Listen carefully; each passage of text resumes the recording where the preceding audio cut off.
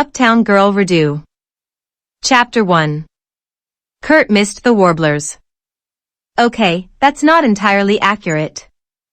He missed 2 Warblers, and they were late to meet him for coffee in the cafe near their dorms. This could only mean one thing: impromptu Warbler sing-along. Grinning as he heard the dulcet sounds of Uptown Girl, he smiled and moved closer. Today he'd dressed down a little. No infiltration required. No dress code. Just a visitor's pass. He wore his favorite white skinny jeans, lavender button-down, and charcoal vest to accent his slim waist. Crossing his arms as a soft smile graced his face, he watched with fondness as the boys danced and harmonized.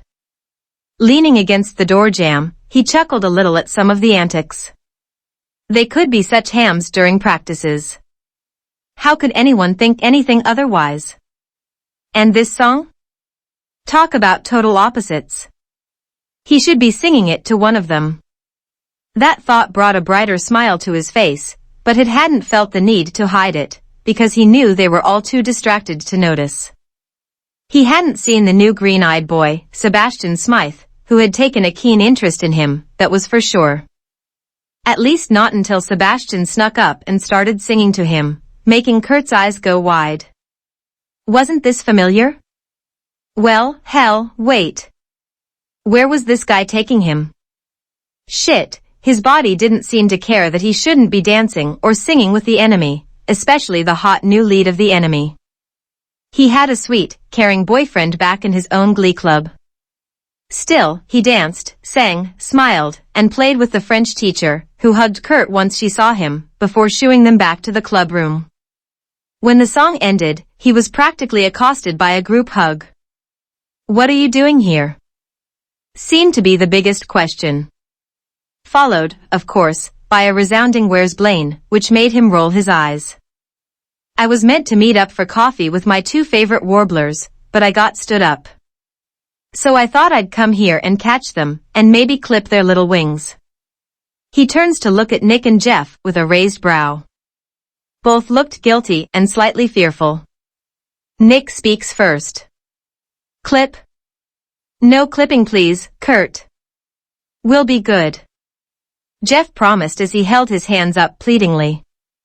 Ah, the sweet sound of Niff begging. How I've missed you. Kurt held his arms wide and laughed as both boys pounced on him, hugging tight. Damn puppy eyes. It's not nice to have favorites, Kurt.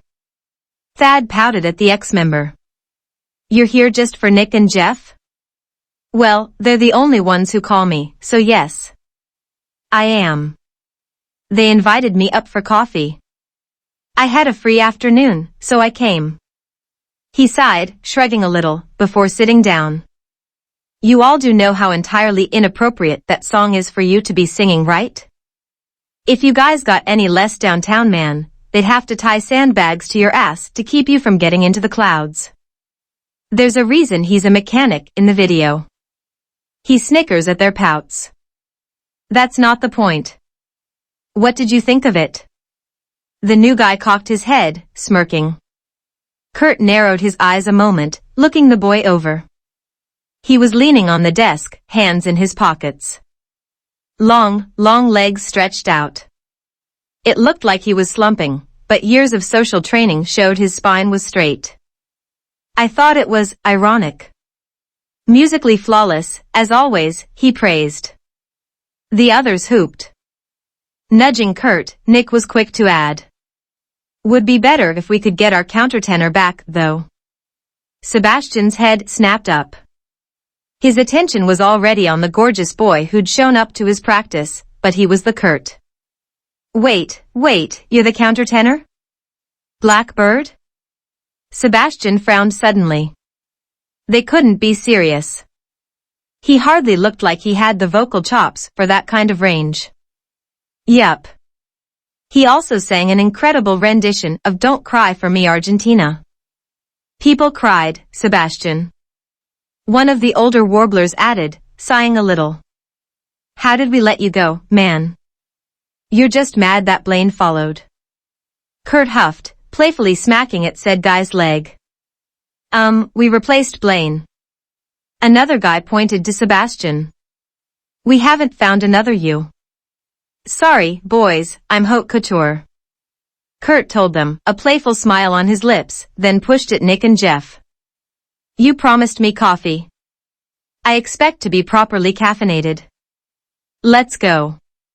And not that crap in the cafe either. Lima bean, boys. Now. He ordered, and they both groaned. Don't give me that. You don't even have limits on those stupid credit cards.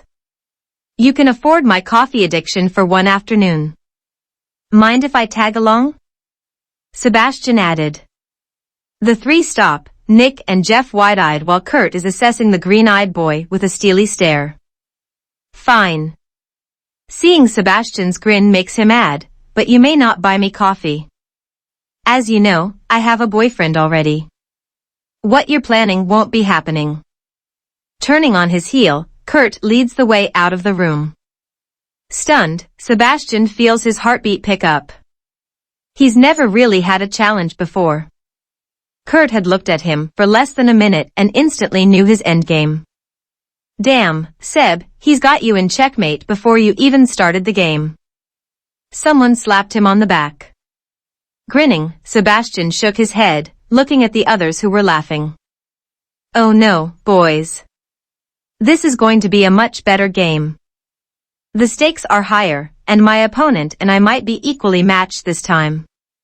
He licked his lower lip and skipped a bit while calling out for the other three to wait up. This, Sebastian thought, was going to be so much fun.